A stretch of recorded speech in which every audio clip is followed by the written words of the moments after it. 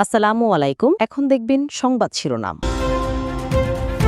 প্রচারণার শেষ দিনে কর্মী সমর্থক নিয়ে বিশাল শোডাউন বিএনপি প্রার্থীদের।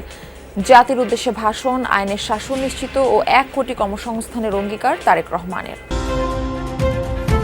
নতুন আঙ্গিকে দেশ পরিচালনার প্রতিশ্রুতি 11 দলীয় জোটের প্রার্থীদের। দাবি আদায় আর রাস্তায় নামতে হবে না জনগণকে, বললেন জামায়াত আমির।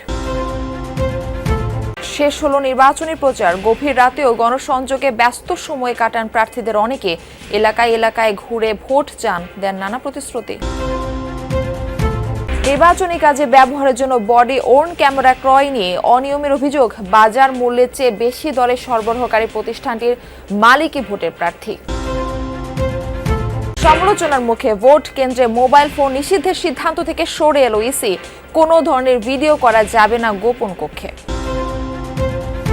বিসিবি ও পিসিবির কাছে নথি স্বীকার করল আইসিসি। শাস্তি দেওয়া হবে না টাইগারদের। 2028 থেকে 31 সালের মধ্যে 2টি বিশ্বকাপ আয়োজন করবে বাংলাদেশ। ভারত ম্যাচ খেলবে পাকিস্তান। এতক্ষণ শুনছিলেন সংবাদ শিরোনাম, এখন দেখবেন বিস্তারিত। দেশ গঠনে বিএনপি প্রতিজ্ঞাবদ্ধ জানিয়ে সবার জন্য নিরাপদ রাষ্ট্র গড়ার অঙ্গীকার করলেন চেয়ারম্যান তারেক রহমান। শেষ দিনের প্রচারে তিনি বললেন, বিএনপি ছাড়া এই মুহূর্তে দেশ চালানোর অভিজ্ঞতা যেমন কারণ নেই, তেমনি রাষ্ট্র গঠনেরও অন্য দলে তেমন কোনো কর্মসূচি নেই। দলের পক্ষে জনরায়ের অনুরোধ করে বিএনপি চেয়ারম্যান বলেন, স্বাধীনতা, সার্বভৌমত্ব ও মানুষের ভাগ্য পরিবর্তনের প্রতীক ধানের শীষ। রাজধানীর লালবাগে জনসভার মাধ্যমে শেষ করলেন নির্বাচনী প্রচার। বাসায় ফেরার পথে বাবা মায়ের কবর জিয়ারত করেন তারেক রহমান। ঢাকা 7 আসনের ঐতিহ্যবাহী পুরান ঢাকার লালবাগ ত্রয়োদশ জাতীয় সংসদ নির্বাচনের প্রচারণার জন্য শেষবারের মতো মঞ্চে উঠলেন বিএনপি চেয়ারম্যান তারেক রহমান। বিএনপির প্রার্থী হামিদুর রহমানের পক্ষে চাইলেন ভোট, স্বপ্ন দেখালেন নতুন বাংলাদেশের। নির্বাচিত হলে আইনের শাসন নিশ্চিতের প্রতিশ্রুতি দিয়েছেন বিএনপি চেয়ারম্যান তারেক রহমান। জাতির উদ্দেশ্যে নির্বাচনী ভাষণে তিনি বলেন, সরকার গঠন করলে দুর্নীতি প্রতিরোধে সর্বোচ্চ কঠোর হবে বিএনপি। সংবিধানে ফিরিয়ে আনা হবে সর্বশক্তিমান আল্লাহর উপর আস্থা ও বিশ্বাস। 1 কোটি কর্মসংস্থানের অঙ্গীকার করে চাকরি না পাওয়া পর্যন্ত তরুণ তরুণীদের ভাতা দেওয়ার কথাও জানান তারেক রহমান। ফ্যামিলি কার্ড, কৃষক কার্ড এবং হেলথ কেয়ার চালুর কথা জানান বিএনপি চেয়ারম্যান। ভোটারদের উদ্দেশ্যে বলেন, 12 তারিখ আপনারা ধানের শীষের দায়িত্ব নিন, পরদিন থেকে আপনাদের দায়িত্ব নেবেন বিএনপির এমপিরা। বিসমিল্লাহির রহমানির রহিম। প্রিয় দেশবাসী, নির্বাচন সামনে রেখে বাংলাদেশ টেলিভিশনে জাতির উদ্দেশ্যে বিএনপি চেয়ারম্যান তারেক রহমানের 37 মিনিটের ভাষণ। এ সময় ধানের শীষে ভোট চেয়ে নির্বাচিত হলে তার সরকার কি করবেন তার বিস্তারিত তুলে ধরেছেন। তারুণ্যের প্রথম ভোট ধানের শীষের জন্য হোক। শক্তি প্রদর্শন করে কেউ ভোট কেন্দ্র দখলের চেষ্টা করলে কঠোরভাবে প্রতিহতের হুঁশিয়ারি দিয়েছেন জামায়াত আমির ডাক্তার শফিকুর রহমান। এখন থেকে ভোটের পাহারাদারি শুরু করার নির্দেশ দেন তিনি। ডাক্তার শফিকুর রহমান বলেন, কোনো জালিয়াতি, ভোটচোর, অবৈধ ইঞ্জিনিয়ার যেন জনগণের কপাল নিয়ে খেলতে না পারে। বিজয়ের মালা গলায় পরিয়ে দিয়ে তারপর ঘরে ফেরার আহ্বান জানান ডাক্তার শফিকুর রহমান। নির্বাচনী প্রচারণার শেষ দিনে ঢাকার বিভিন্ন আসনে জনসভায় অংশ নিয়ে এসব কথা বলেন জামায়াত আমির। এ সময় জনসভায় অংশ নেয়া 11 দলীয় ঐক্যের নেতারাও নির্বাচন নিয়ে ষড়যন্ত্রকারীদের সতর্ক করেন। দোহার নবাবগঞ্জ ঢাকা 1 আসনের নির্বাচনী জনসভা দিয়ে ত্রয়োদশ জাতীয় নির্বাচনের প্রচারণার ইতি টানলেন জামায়াত আমির ডাক্তার শফিকুর রহমান।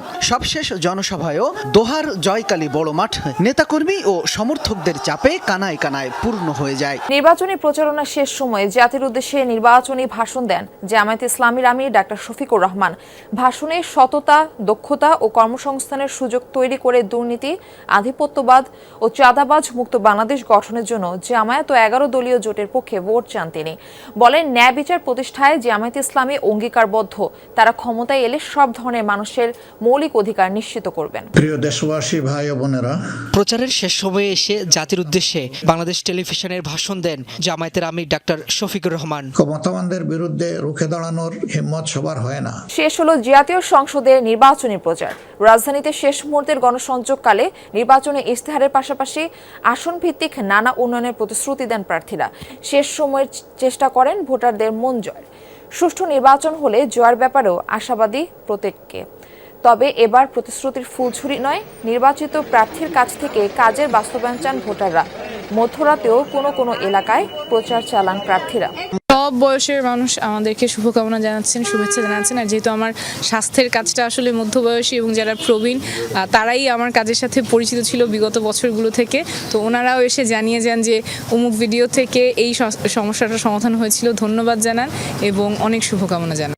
এদিকে ঢাকা বিশ্ববিদ্যালয়ের কেন্দ্রীয় মসজিদে নামাজ শেষে নির্বাচনী আচরণবিধি মেনে নির্ধারিত সময়ে সকাল 7:30টার মধ্যে শাহবাগে প্রচারণা শেষ করেন ঢাকা 8 আসনের 11 দলীয় ঐক্য জোটের প্রার্থী নাসিরউদ্দিন পাটোয়ারি। ঢাকা বিশ্ববিদ্যালয়ের সেন্ট্রাল মসজিদে ফজরের নামাজ আদায় করে ইনকলাব মঞ্চের মুখপাত্র শরীফ ওসমান হাদির কবর জিয়ারত করেন তিনি। প্রচারণায় অংশ নিয়ে নাসিরউদ্দিন বলেন, জামায়াতের সঙ্গে জোট করায় আলাদা করে শাপলা কলির ভোট কমবে না, বরং জোটের পরও এনসিপি অনেক সহায়তা পেয়েছে। জানান, জামায়াত চাঁদাবাজি সন্ত্রাসের সঙ্গে যুক্ত না বলেই তাদের সাথে জোটে গিয়েছে এনসিপি। নির্বাচনে বডি ওন ক্যামেরা নিয়ে শুরু থেকে উঠেছে নানা প্রশ্ন। ক্যামেরা কেনা, সরবরাহ এবং মনিটরিং প্রক্রিয়া সম্পর্কে কোনো ব্যাখ্যা এখনও প্রকাশ করেনি বাংলাদেশ পুলিশ। অনুসন্ধানে জানা গেছে, নির্বাচনের জন্য অনলাইন ও অফলাইন দুই ধরনের বডি ওন ক্যামেরা সংগ্রহ করা হয়েছে দুটি প্রতিষ্ঠানের মাধ্যমে। অভিযোগ উঠেছে, এসব ক্যামেরার মূল্য নির্ধারণ হয়েছে বাজার মূল্যের চেয়ে বেশি দরে। আর একটি প্রতিষ্ঠানের মালিক নিজেই নির্বাচনে প্রতিদ্বন্দ্বিতা করছেন। মানুষের ধারণা হতে পারে প্রতিটি ভোট কেন্দ্রেই এবার অনলাইন বডি ওন ক্যামেরা থাকবে, কিন্তু সারা দেশে 42,761 ভোট কেন্দ্রের বিপরীতে কেনা হয়েছে মাত্র 25,700টি ক্যামেরা। গড়ে প্রতি কেন্দ্রে একটি ক্যামেরাও বরাদ্দ হয়নি। এই ক্যামেরার সবগুলো আবার অনলাইন নয়। পুলিশের নথি বলছে 639টি থানায় দেয়া হয় 10,000 অফলাইন ক্যামেরা, অর্থাৎ এগুলোর ফুটেজ তাৎক্ষণিকভাবে দেখা যাবে না। এছাড়া কোনো থানায় মাত্র একটি, আবার কোনো থানায় দেওয়া হয়েছে 130টি ক্যামেরা। পুলিশের দাবি, সব ক্যামেরার নিয়ন্ত্রণ থাকবে কেন্দ্রীয়ভাবে। তবে অনুসন্ধানে জানা যায়, পুলিশের সদর দপ্তরের 14 তলায় অনলাইন ক্যামেরার মনিটরিংয়ে থাকবে সরবরাহকারী প্রতিষ্ঠান স্মার্ট টেকনোলজি। একই ভবনের 12 তলায় অফলাইন ক্যামেরা মনিটরিং করবে সিল্কওয়েজ কার্ড অ্যান্ড প্রিন্টিং লিমিটেড। এই প্রতিষ্ঠানটির মালিক শেখ ফরিদ আহমেদ মানিক। তিনি চাঁদপুর 3 আসনে একটি রাজনৈতিক দলের প্রার্থী। বাজার মূল্যের চেয়ে বেশি দামে সরবরাহ করার বিষয়টি জানতে প্রতিষ্ঠানটির কারখানা ও অফিসে যোগাযোগের চেষ্টা করলে বলা হয়, কর্মকর্তারা নাকি ভোট নিয়ে ব্যস্ত। ম্যানেজার স্যার নাই, উনি দেশে গেছে। ইলেকশন তো। ইলেকশন কোথায়? ইলেকশন ওই যে চাঁদপুর। কিসের ইলেকশন? কিসের ইলেকশন আপনি জানেন না? MP election. MP election. আমাদের ওই যে মালিক, হ্যাঁ, চাঁদপুর বাড়ির স্যার নির্বাচন করতেছে বিএনপির থেকে, তো সবাই সেখানে চলে গেছে, অফিসারটা কেউ নাই। গুলশানের প্রধান কার্যালয়েও একই অবস্থা। বডি ওন ক্যামেরার ব্যাপারে একটু কথা বলতে চাচ্ছিলাম। আপনারা তো কাজটা পেয়েছেন, আসলে ওইটা নিয়ে তো আমি অত ডিটেলস জানি না। কাজটা কি আপনারা টেন্ডারের মাধ্যমে পেয়েছিলেন? আসলে আমি এইসব বিষয়ে কোনো কিছুই জানি না, যে কিভাবে পেয়েছে বা কি আসে বিষয় বা কতগুলো দিয়েছে। হ্যাঁ, একটু স্যারের সাথে কথা বলতে হবে। আচ্ছা, একটু কথা বলে আমাকে ব্যাক করেন প্লিজ। পরবর্তীতে তিনি আর আমাদের সাথে যোগাযোগ করেননি।